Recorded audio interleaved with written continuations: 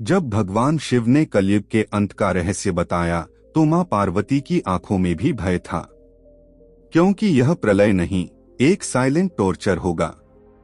जिस दिन आप अपने ही दर्पण में अपना चेहरा पहचानने से डर जाओगे, जिस दिन मां का प्यार टाइम पास और बाप का आशीर्वाद लोन का डॉक्यूमेंट लगने लगेगा, जिस दिन पूजा के फल की डिलीवरी के लिए आप ट्रैकिंग आईडी मांगोगे, उसी दिन शुरू हो जाएगी वह उल्टी गिनती। और सबसे डरावना सच ये है कि हम सब मिलकर इसे आने दे रहे हैं। आपके फोन की नोटिफिकेशन, आपकी उदासीनता और आपकी खाली हंसी, यही है वो ईंधन। यह कहानी सुनिए, इस सच्चाई को देखिए और तय कीजिए कि आप इस अंत का हिस्सा बनना चाहते हैं या फिर उस नए सृजन का जो इसके बाद आएगा।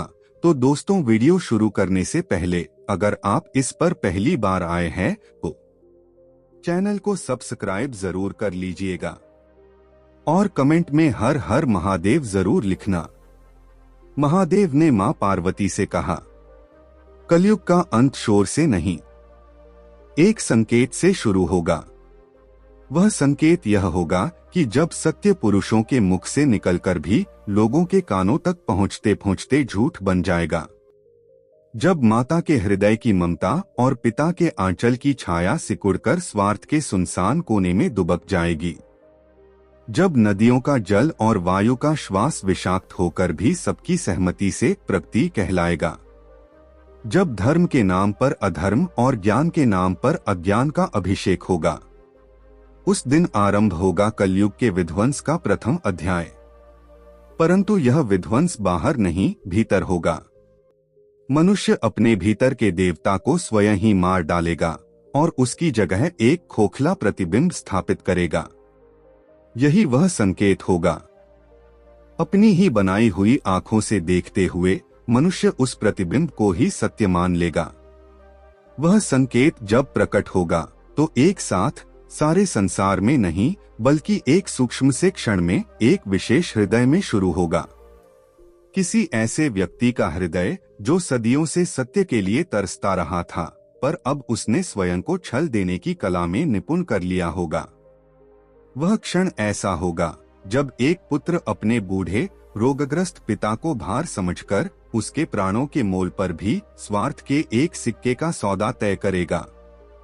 और उस पल उसे कोई पश्चाताप नहीं होगा, बल्कि एक ठंडी गणनापूर्ण शांति का अनुभव होगा। यह शांति, यह सुन्नता वह पहली चिंगारी होगी। यह चिंगारी धधककर अग्नि बनेगी, पर इसकी लपटें आकाश को नहीं जलाएंगी।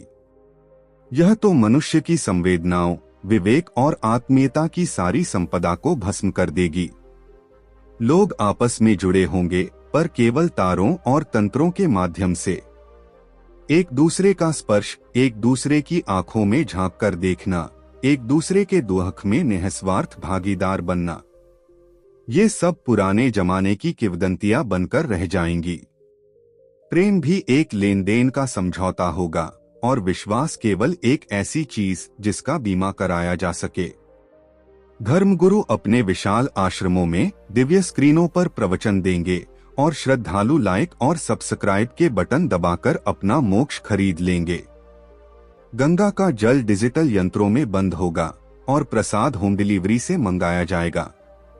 पूजा का फल मिलने की शिकायतें ऑनलाइन दर्ज कराई जाएंगी। और तब जब यह सब अपनी चरम सीमा पर पहुंच जाएगा, तब प्रलय की आवश्यकता नहीं पड़ेगी। मनुष्य स्वयं ही अपने खोखलेपन के भार से, अपने अस्तित्व के अर्थ से विमुख होकर एक विशाल शून्य सभ्यता की ओर बढ़ जाएगा। वह शून्य ही कलयुग का वास्तविक अंत होगा। एक कोलाहलहीन, एक हाहाकार रहित, एक भावनाहीन समाप्ति, जहां सब कुछ है पर कुछ भी नहीं है। लेकिन हे पार्वती, याद रखना, जिस प्रकार अंधकार के गहनतम बिंदु के ठीक बाद ही उषा की पहली किरण फूटती है, वैसे ही इस शून्य के पार, उस शून्य के भीतर ही नवसृजन का बीज निहित होगा। पर वह अगले युग की कथा है। अभी तो केवल संकेत की और उससे उपजी परिणति की बात सुनो। यह शून्य, यह अंतिम अवस्था स्थिर नहीं रहेगी, क्योंकि प्रकृति को निरपेक्ष शून्य से चिरंतन वितृष्णा है। जब मानवीय चेतना अपनी सारी आभा खोकर एक यांत्रिक पुनरावृत्ति में सिमट जाएगी, तब धरती स्वयं एक सजीव प्राणी की भांति कराह उठेगी।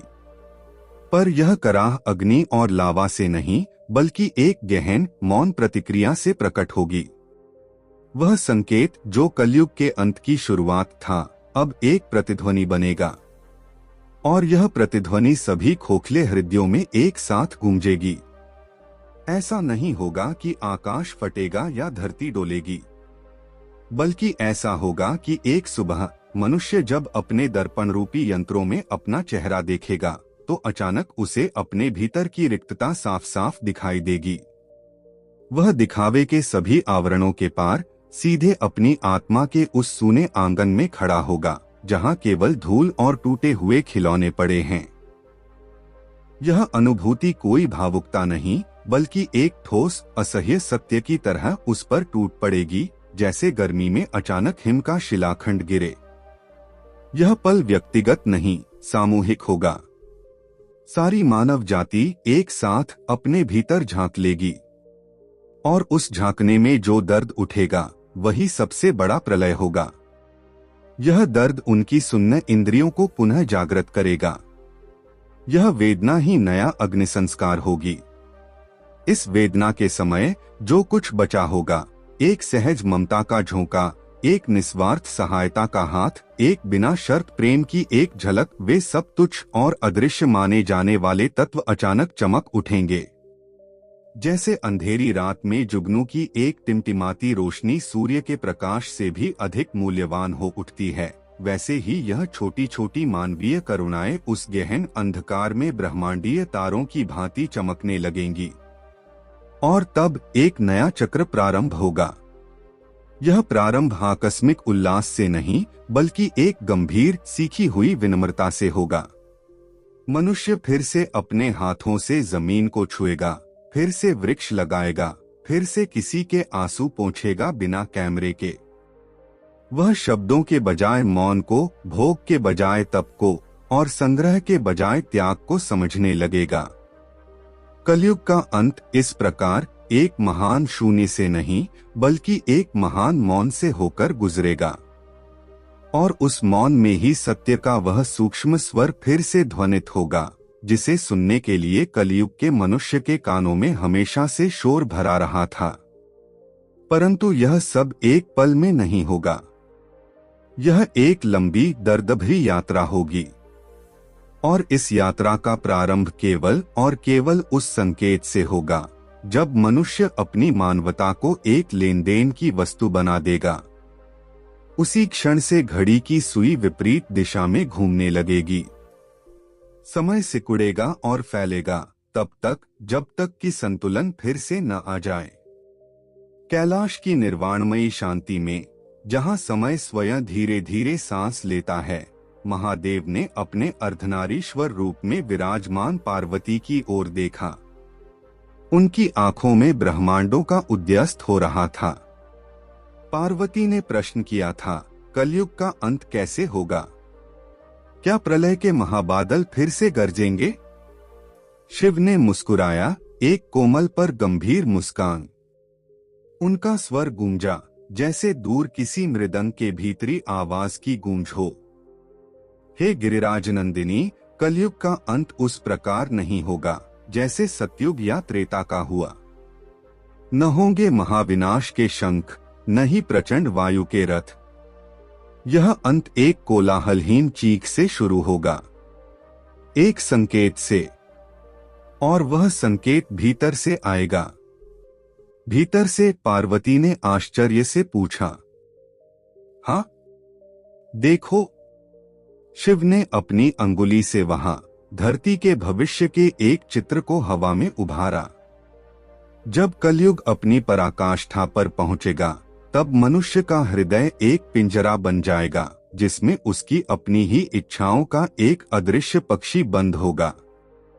वह पक्षी स्वतंत्रता के गीत नहीं, बल्कि व्यवस्था के सांकेतिक शब्द दोहराया करेगा। और सबसे बड़ा अभिशाप यह होगा कि मनुष्य इसे ही स्वतंत्रता समझेगा। परंतु प्रभु, यह तो माया का घनघोर अंधकार है। यह अंत कैसे लाएगा? सुनो, शिव ने कहा। उनका स्वर और गहरा हुआ। जब यह अंधकार इतना सघन हो जाएगा कि सूर्य का प्रकाश भी हृदय तक नहीं पहुंच पाएगा, तब एक विचित्र घटना घटेगी। मनुष्य, जो अपने सारे ज्ञान को एक यंत्र में समेट चुका होगा, अचानक उस यंत्र के शीशे में ही अपना असली चेहरा देखेगा।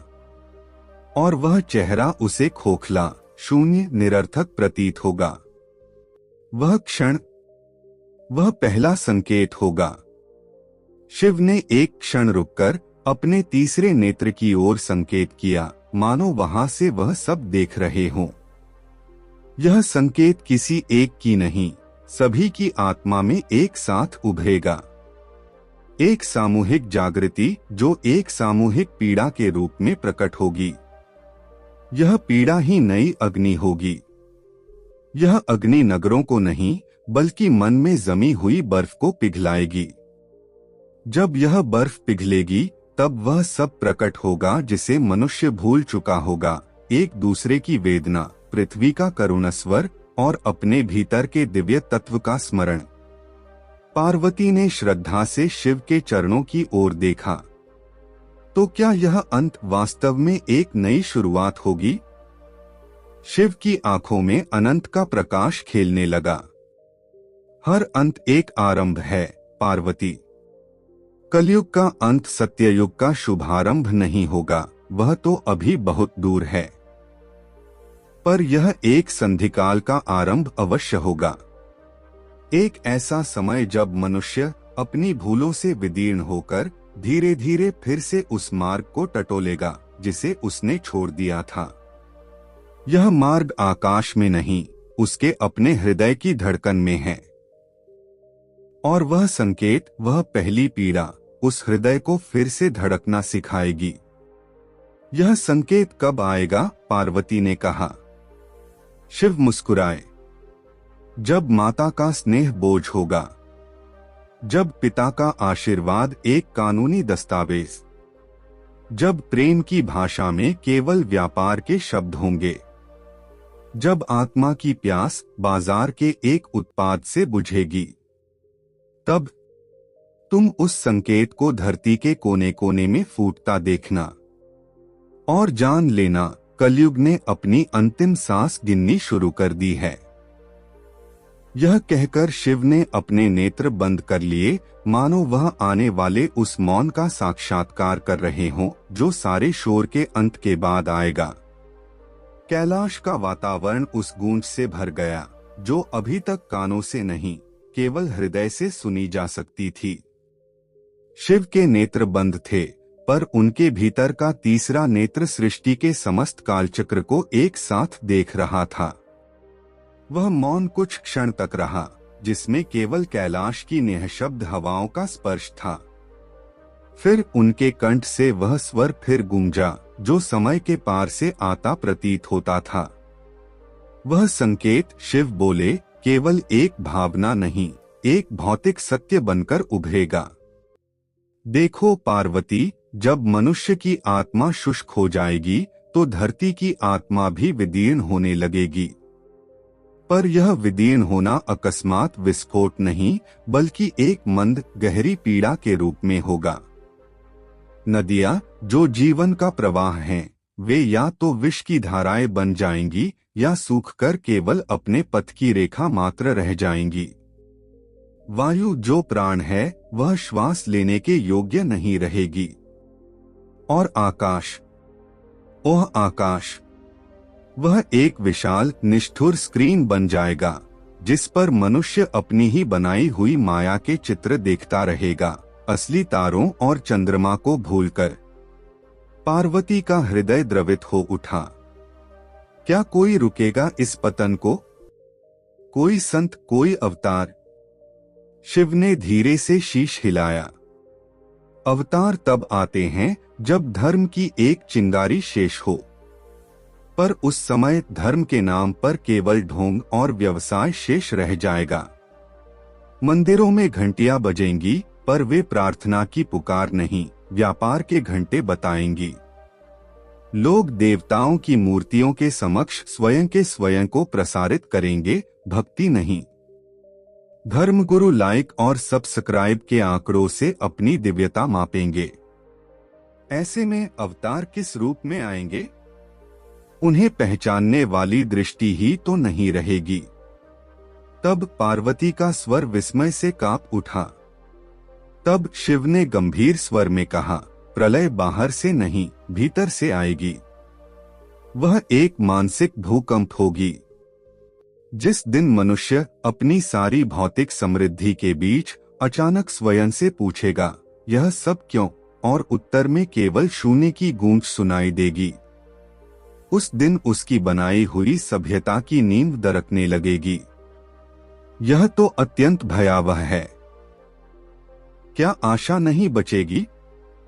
आशा सदैव बची रहती है पार्वती, शिव मुस्कुराए। किंतु वह उस रूप में नहीं जिसकी तुम कल्पना करती हो। जब सब कुछ टूट जाएगा, तब जो चीजें सबसे तुच्छ समझी जाती थीं, वे ही सबसे मूल्यवान बन जाएंगी। एक प्यासे को पानी पिलाने का कर्म, एक रोते बच्चे को चुप कराने के लिए गाया गया लोरी का एक शब्द, बिना किसी स्वार्थ के किया गया एक छोटा सा सहारा, ये सूक्ष्म कर्म, ये लुप्त प्राय मानवीय संवेदनाएं ही वह बीज होंगे जो उस विशाल शून्य के भीतर अंकुरित होंगे। वह संकेत, शिव ने अंतिम रूप से कहा, मनुष्य के हृदय में पड़ी हुई उस आखिरी पंक्तुर की तरह होगा जो सड़कर गलकर नई मिट्टी तैयार करेगी। कलयुग का अंत विनाश नहीं, एक विराट सड़न होगा, और उस सड़न से ही नए जीवन की गंध आएगी। पर यह परिवर्तन एक दिन में नहीं होगा। यह एक युगांतर की प्रसव पीड़ा होगी जिसकी यातना समस्त मानवता को झेलनी होगी। और हम देवता, हम क्या करेंगे? पार्वती ने पूछा। शिव ने अपनी आंखें खोली। उनमें करुणा और निरपेक्षता का अद्भुत सम्मिश्रण था। हम वही करेंगे जो हम सदा से करते आए हैं। हम प्रतीक्षा करेंगे, हम देखेंगे, और जब समय आएगा, हम उस मौन में उस नए बीज के अंकुरण की प्रथम ध्वनि को सुनेंगे। क्योंकि अंत में सृष्टि का नियम है, शिव से शिव की ओर। विनाश केवल पुनर्सर्जन के लिए है। यह कहकर शिव पुनः ध्यानस्थ हो गए, मानो वह उसी भविष्य के मौन को सुन रहे हों जिसकी घोषणा उन्होंने अभी की थी। और कैलाश का शांत वातावरण अब उस गूंज से भर गया था जो भविष्य के उस महामौन का पूर्व सूचक था। पार्वती शिव के शब्दों के गहन सागर में डूबी हुई थीं। उनका हृदय उस भविष्य के दृश्य से विचलित था जहां मानवता अपनी ही रचना में कैद होकर कराह रही थी। एक प्रश्न जो उनके मन के अंतरतम से उठा, उनके अधरों तक आया। प्रभु, उनका स्वर एक संकोचित जिज्ञासा से भरा था, यदि मनुष्य का हृदय इतना कठोर, इतना शुष्क हो जाएगा, तो क्या वह उस संकेत को पहचान पाएगा? क्या वह उस आत्मिक पीड़ा को, जिसका तुमने वर्णन किया, अपनी वेदना के रूप में स्वीकार कर पाएगा? या वह उसे भी किसी नई मानसिक व्याधि का नाम देकर यंत्रों द्वारा शांत करने का प्रयास करेगा? शिव की आंखों में एक तीव्र चमक दौड़ गई, जैसे कोई गूढ़ तथ्य अचानक प्रकट हुआ हो। उनकी वाणी में अब एक विचित्र सा लयबद्ध ठंडापन था, जैसे वह कोई अटल नियम सुना रहे हों। तुमने सही कहा उमा, पहचानने का संकट सबसे गहरा संकट होगा। देखो, जब उस कालखंड में कोई व्यक्ति उस शून्य की अनुभूति से व्यथित होगा, तो वह सर्वप्रथम अपने यंत्रों की ओर दौड़ेगा। वह उस शून्य को अवसाद, चिंता या अस्तित्वगत संकट का नाम देगा, और फिर वह उसका समाधान भी उन्हीं यंत्रों से मांगेगा। उसे असंख्य वीडियो मिलेंगे जो खुश रहने के 10 उपाय बताएंगे। उसे ऐसे मार्गदर्शक मिलेंगे जो उसे आत्मविकास के नाम पर और अधिक स्वार्थी बना देंगे। वह अपनी इस पीड़ा को सोशल माध्यमों पर शेयर करेगा और लाइक की संख्या से अपने दुख का औचित्य सिद्ध करने का प्रयास करेगा। शिव ने एक गहरी सांस ली, मानो उस भविष्य की वायु भी विषाक्त होगी।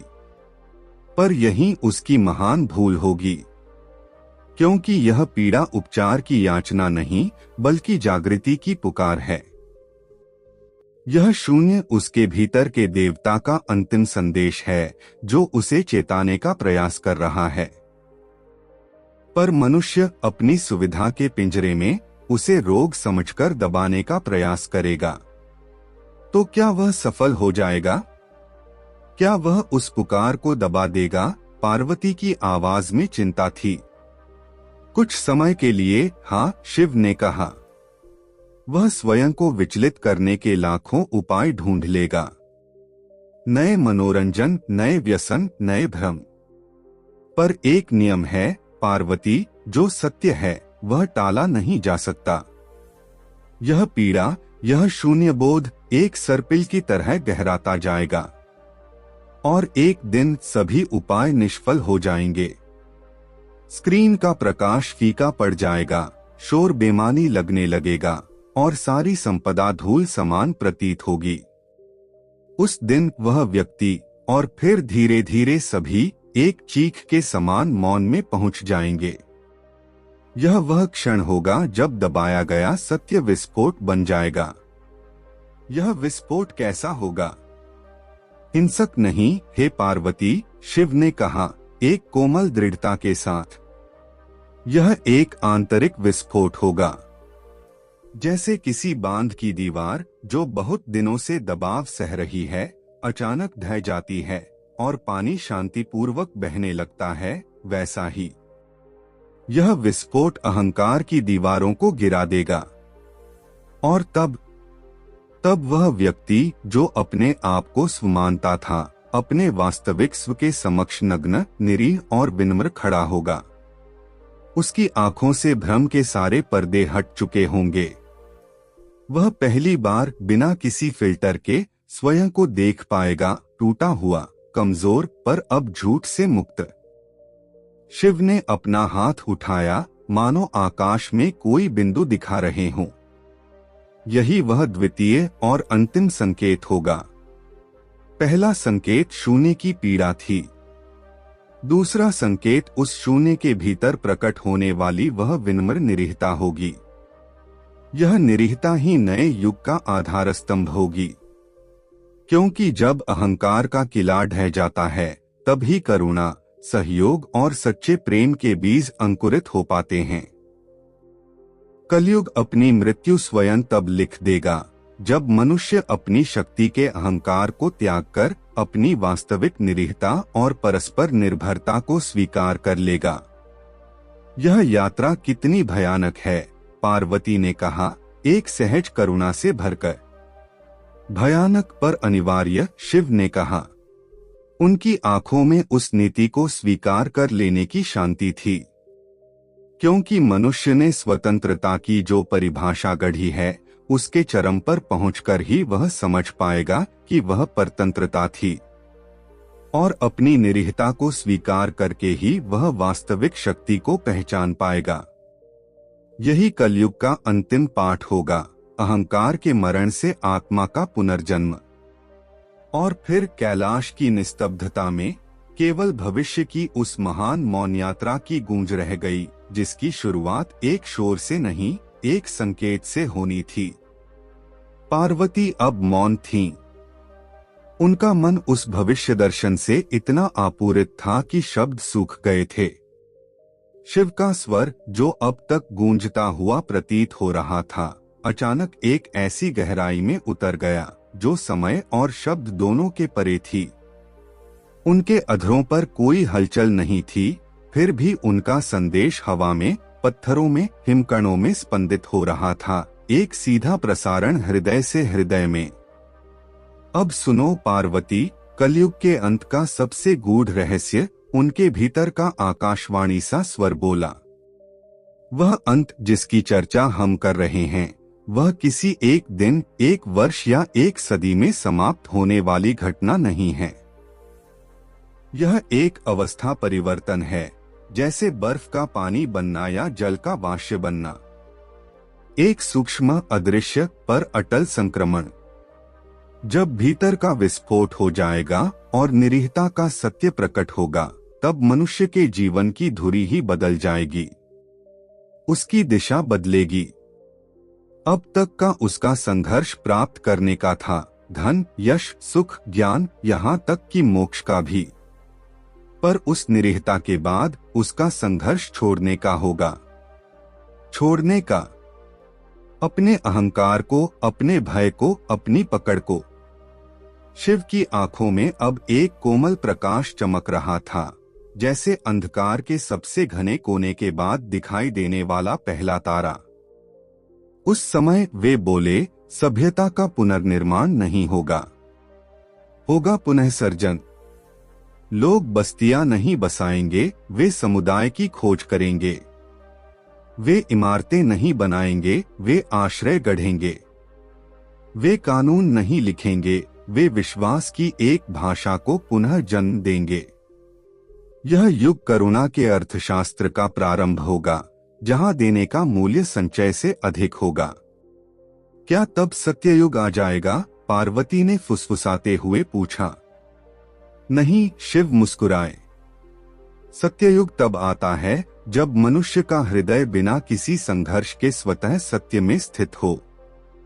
यह तो केवल एक संक्रमण काल होगा, एक ऐसा समय जब मनुष्य अपने घावों को देखकर उन्हें भरने का प्रयास करेगा। वह अपनी भूलों से सीखेगा। वह धीमा होगा। वह सुनने लगेगा पक्षियों को, हवा को, एक दूसरे के मन की धड़कन को।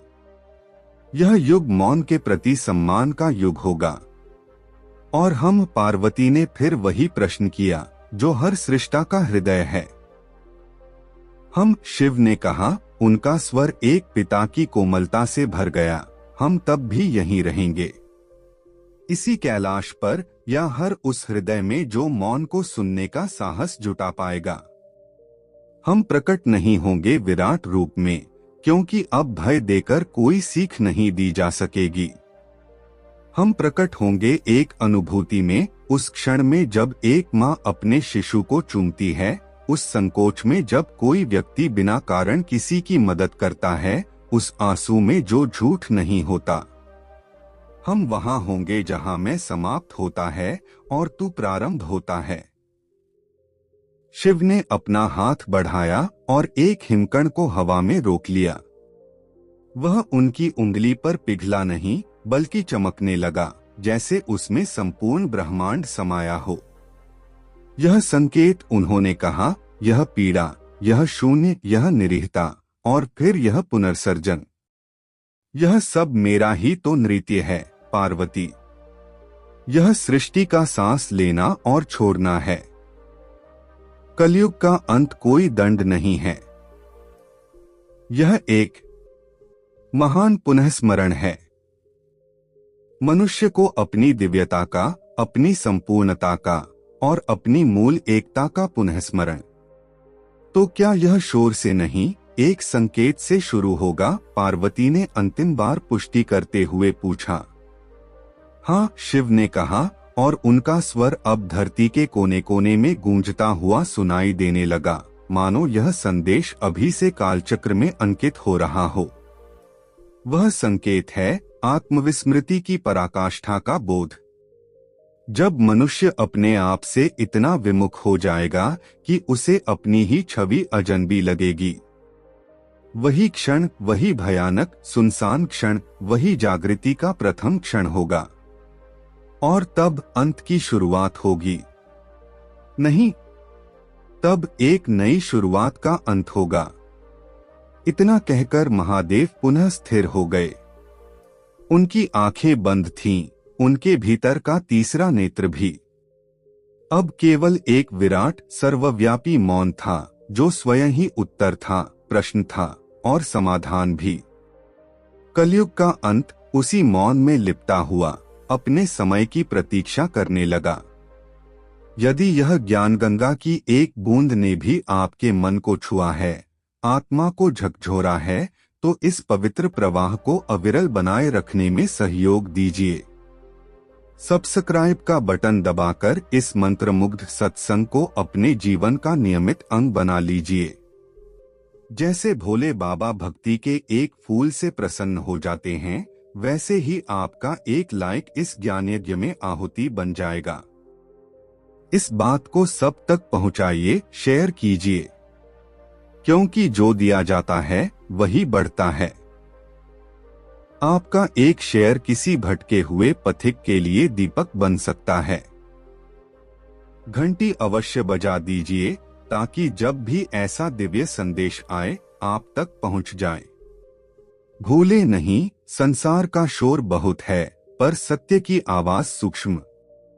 उसे सुनने के लिए सजग रहना होगा। हर हर महादेव।